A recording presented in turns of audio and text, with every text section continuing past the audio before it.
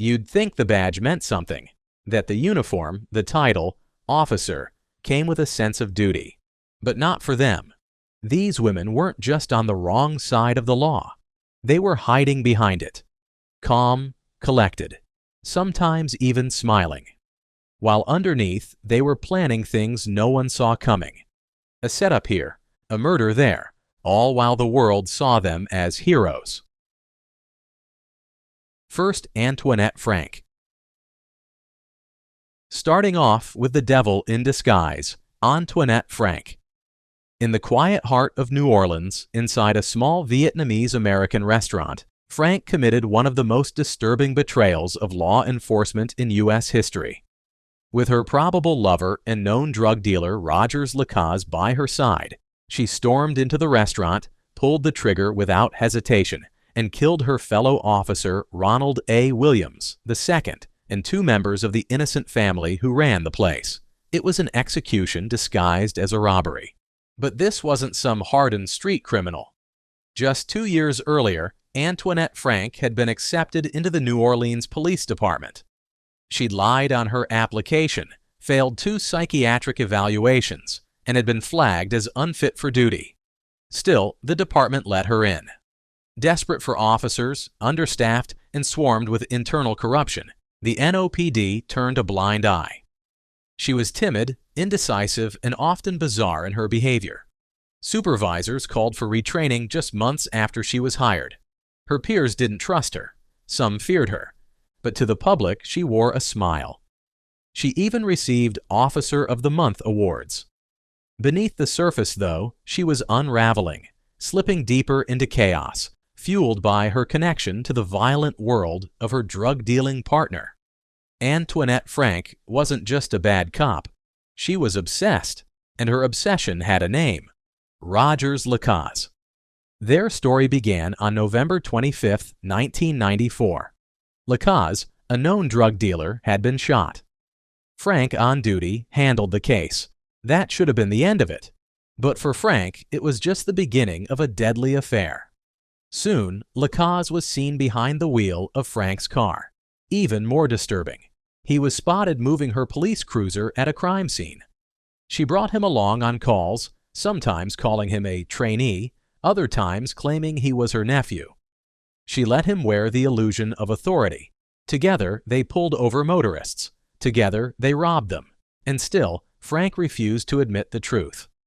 On February 4, 1995, just 1 month before the killings, Frank and Lacaze were already playing a deadly game. That night, 2 men got into a verbal spat with Lacaze at a party. When they drove away, a police vehicle pulled them over. Frank stepped out in full uniform. Behind her stood Lacaze, holding a gun. Then chaos exploded. A fight broke out. Gunfire rang through the air. Witnesses testified that Frank didn't stop Lacaze. She joined him.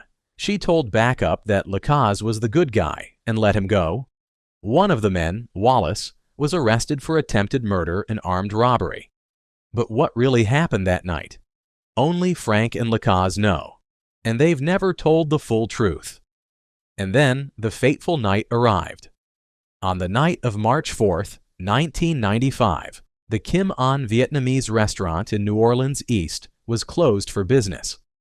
The Vu family, who owned the place, were busy cleaning up after a long day. Inside, 24-year-old Antoinette Frank's friend and fellow officer Ronald Williams was finishing his shift working off-duty as a security guard, an extra job he took to provide for his wife and 2 kids. Frank entered the restaurant using a key she had stolen earlier. She walked quickly past Williams, who followed behind, concerned. But before he could say a word, there were gunshots. Lacaze had snuck up behind him and shot him in the neck. The bullet severed his spinal cord. Ronald collapsed, helpless. Lacaze kept firing, into his back, into his head, leaving Ronald to die on the restaurant floor. Meanwhile, Frank forced Chow, her brother Kwok, and a restaurant employee toward the kitchen. They scrambled into a walk-in cooler, killing the light and holding their breath in the darkness. Hidden in terror, they didn't know where the other Vu siblings, Ha and Kwong were. They could only hear shouting, threats, and then the sounds of gunfire. Frank and Lacaze were demanding money, but they couldn't find it. Chow had hidden it too well. In a fit of rage, Frank pistol-whipped 17-year-old Kwong and demanded to know where it was. Then she found the cash in the microwave. But even that wasn't enough. Ha Vu was made to kneel. She begged for her life. Frank shot her 3 times. Then she turned on Kwong and shot him 6 times. They left Ha and Kwong bleeding on the restaurant floor, both of them gone forever. As the killers fled, Chow tried calling 911 from her cell phone, but there was no signal inside the cooler. Her brother Kwok made the brave decision to run out the back and alert a neighbor. Help was finally on the way. But the nightmare wasn't over. Frank, hearing the emergency call on her police radio, did something chilling. She borrowed a patrol car and raced back to the scene, pretending to be a responding officer. She was coming to finish what she started. Frank parked behind the restaurant, snuck in through the kitchen, and made her way to the front where Chow was waiting for the police. Chow saw her, panicked, and ran straight into the arms of arriving officers, crying, shaking, pointing back at Frank, telling them that she had done it. Detectives immediately separated the 2 women and questioned them. Antoinette Frank tried to keep up the act, but her lies crumbled fast. She was arrested on the spot and later confessed, admitting that she and Lacaze had planned the robbery and the killings. Their motive was revenge. Frank believed Officer Williams had been cheating her out of pay during their shared off-duty jobs. Frank and Lacaze were tried separately. Lacaze was first. On July 21st, he was found guilty and sentenced to death. Frank's trial started that September, though her defense had subpoenaed 39 witnesses. Not a single one testified. The jury took just 22 minutes to convict her on all counts, and 45 minutes to recommend the death penalty. It was the fastest death sentence in Orleans Parish history. And as for Frank, she showed little remorse. Prosecutors painted her as narcissistic, manipulative, and a cold-blooded murderer. Months after her conviction, another horror surfaced. In late 1995, a human skull with a bullet hole buried beneath Frank's house was found. Police believed it was her own father, whom she had reported missing 2 years earlier. But since she was already on death row, no new charges were filed. Over the years, Frank's lawyers have filed countless appeals. In 2008, not once, but twice, a judge signed death warrants for Frank, but both were later voided during appeals. Meanwhile, her co-defendant Lacaze, who was just a teenager at the time, had his death sentence tossed in 2015 over juror misconduct. He was resentenced to life without parole in 2019. As of now, Frank is one of only a few women still on Louisiana's death row. Second, Alfreda Fluker. Alfreda Fluker's life was once about protecting others, but in the blink of an eye, she became the very thing she had sworn to stop. A killer. A 15-year veteran of the Birmingham Police Department, Fluker had seen it all, until the day her world came crashing down in the most explosive way imaginable. It was 2020 when Fluker discovered a secret that would shatter everything. She and Mario White, her partner on the force and her longtime boyfriend, had been living together for years. Their bond seemed unbreakable, the perfect professional and romantic partnership. But on that fateful day, everything changed. Fluker had no idea that White was hiding something behind his loving eyes that were supposedly only for her. He was having an affair with another woman. Kenesha Nicole Fuller, a 43-year-old woman, was caught in a moment that would seal her tragic fate. She had been with White in his unmarked police vehicle when Fluker showed up, an emotional storm waiting to explode. The scene was set for tragedy. Fluker's blood boiled as she saw the two together. In that instant, everything that had been building up inside her, the anger, the hurt, the betrayal, broke loose. With chilling precision, Fluker pulled out her service weapon and opened fire. Fuller was dead, and White was fighting for his life. It was cold, a crime committed by someone who had sworn to uphold the law. At trial, prosecutors painted a picture of a woman who had acted with purpose, who had carefully and deliberately shot into that car, ending a life and trying to end another. They argued that Fluker's actions were premeditated, driven by something deeper than just a momentary loss of control. She had planned it, they said. She had come there to hurt someone, and she did. But Fluker's defense told a different story. They claimed it wasn't premeditation, but a tragic outburst. She was a woman scorned, overcome by the rush of emotions as she caught the man she loved with another woman. It wasn't murder, they said. It was the heat of passion, a crime of the heart. She hadn't meant to kill. She hadn't meant for any of this to happen. But the jury didn't buy it. They convicted her of capital murder for killing Kenesha Fuller and attempted murder for shooting Mario White. The sentence was life in prison without the possibility of parole. For Janice Andrews, Kenesha Fuller's mother, the conviction brought some comfort, though it could never bring her daughter back. No matter what your title is, you just can't go around killing people. People got family, she said. 3. Arun Sharma. Arun Sharma's life looked like the American dream in uniform. A stable career, a loving husband, a young daughter, and a future that once seemed unshakable. But behind the clean-cut image of a federal corrections officer, something darker was brewing. Arun Donald was born on April 24, 1976, into a world of constant movement.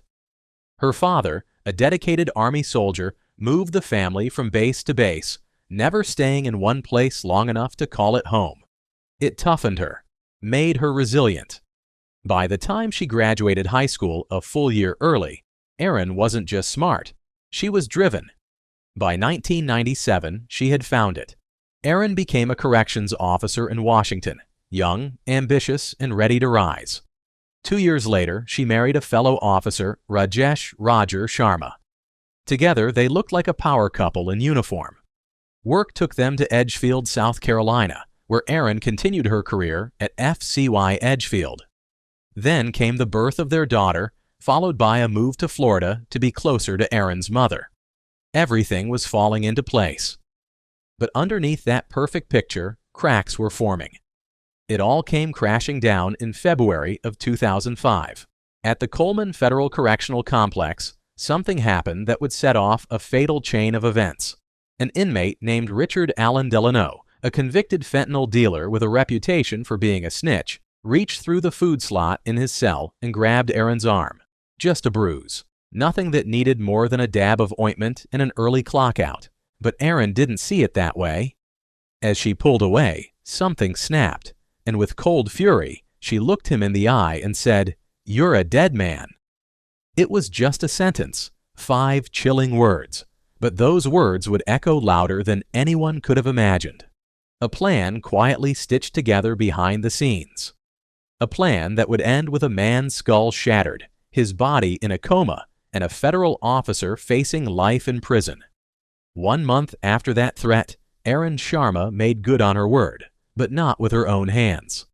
By March 1, 2005, the wheels were already in motion.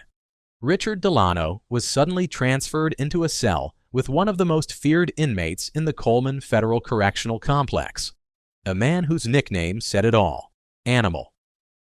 John Havelo McCullough was a convicted murderer, built like a bulldozer, and known for savagely attacking every cellmate unlucky enough to share 4 walls with him.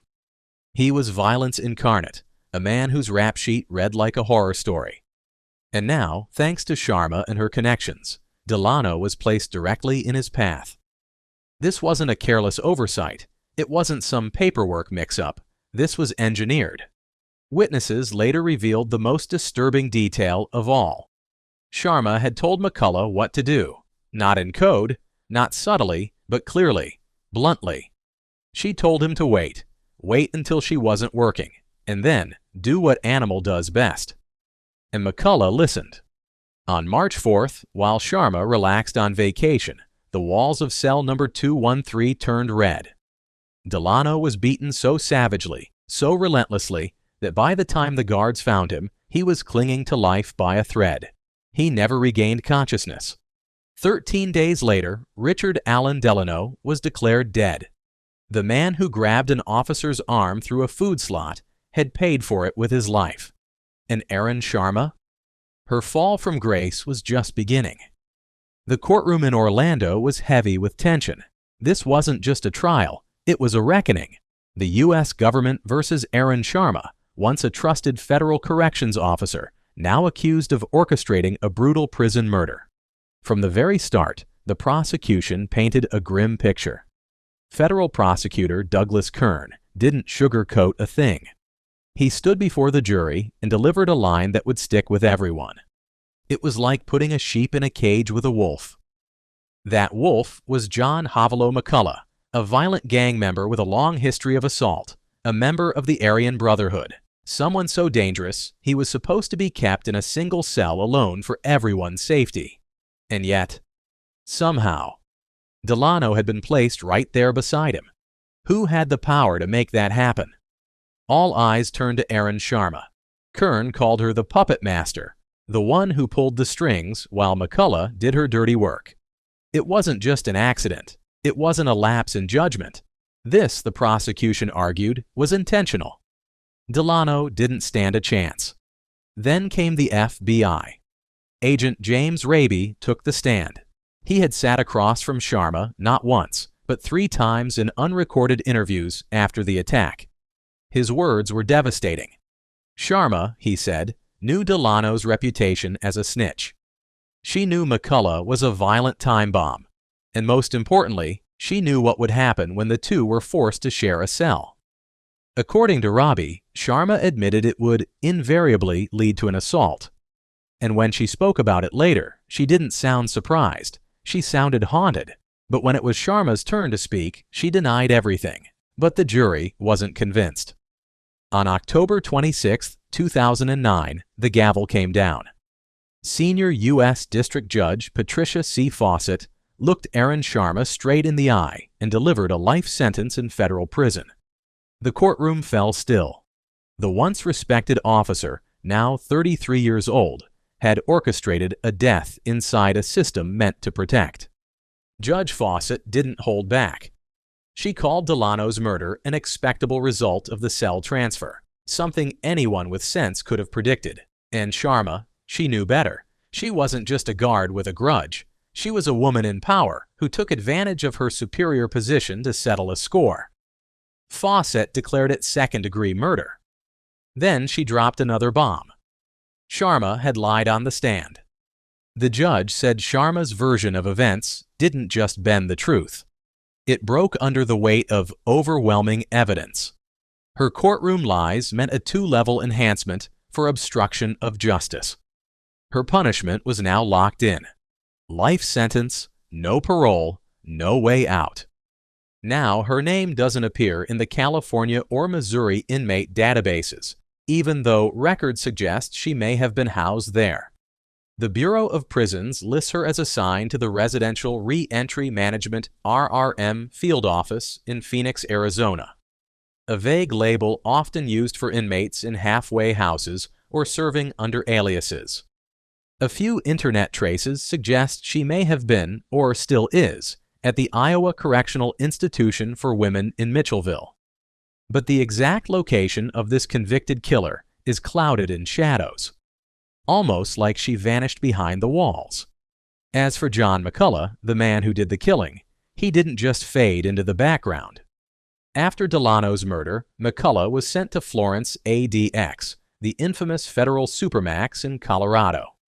Later, he landed in FCI Victorville in California, and now he's serving time in the Special Management Unit at USP Tucson in Arizona. Locked down, but far from forgotten. 4. Stephanie Lazarus. She was supposed to serve and protect. Instead, she murdered out of jealousy and wore a badge to hide it. Let's rewind to February 24, 1986. In a quiet apartment in Van Nuys, Los Angeles, 29-year-old Sherry Rasmussen was found dead, savagely beaten and shot 3 times. The scene was brutal. It looked like a robbery gone wrong. That's what the LAPD said anyway. But the truth was something much darker and much closer to home. Sherry was a newlywed. Her husband, John Retton, was handsome, successful, and by all accounts madly in love with her. But there was someone from his past who just couldn't let go. Stephanie Lazarus, a fellow LAPD officer and John's ex-girlfriend. Sherry had felt uneasy about her from the beginning. Lazarus had shown up uninvited, confronted Sherry at her workplace, and made it clear she still had feelings for John. But no one imagined she was capable of murder. When Sherry was killed, her father told police exactly who he suspected. It was without a doubt Stephanie. But the LAPD brushed it off, and for more than 2 decades, Stephanie got away with it. She built a career within the LAPD, rising through the ranks. She smiled in photos, investigated crimes, and even worked in the department's art theft unit. All the while, the real Sherry, an intelligent, kind-hearted nurse, was forgotten. Just another cold case gathering dust. Until 2009. Cold case detectives reopened the file. This time, they followed the one clue that had been overlooked: a bite mark on Sherry's arm. DNA had been preserved, and technology had come a long way. They quietly tailed Lazarus. While she was out shopping, they collected a discarded cup. When the DNA came back, it matched. Stephanie Lazarus had left her mark on the body of the woman she viewed as competition. She was arrested and finally brought to trial in 2012. The evidence was damning. The motive was clear. The jury found her guilty of first-degree murder, and she was sentenced to 27 years to life in prison. But the story doesn't end there. In 2023, after years of silence, Lazarus confessed during a parole hearing. She admitted to murdering Sherry Rasmussen in cold blood. The board initially recommended her for parole, but public outrage followed. The decision was reversed a year later. And what's worse? Some files suggest evidence may have been tampered with, possibly by other officers. Lazarus had access to the files. Did someone help cover up the crime? We may never know. What we do know is this: Sherry's life was stolen by a woman in uniform. A woman who used the very system meant to bring justice, to hide from it. Sometimes the most dangerous criminal is the one wearing blue. So, how do you spot a killer when she's dressed like a protector? Share your thoughts in the comments below. If you've made it this far, be sure to check out this next video. I think you'll enjoy it. Thank you once again for watching.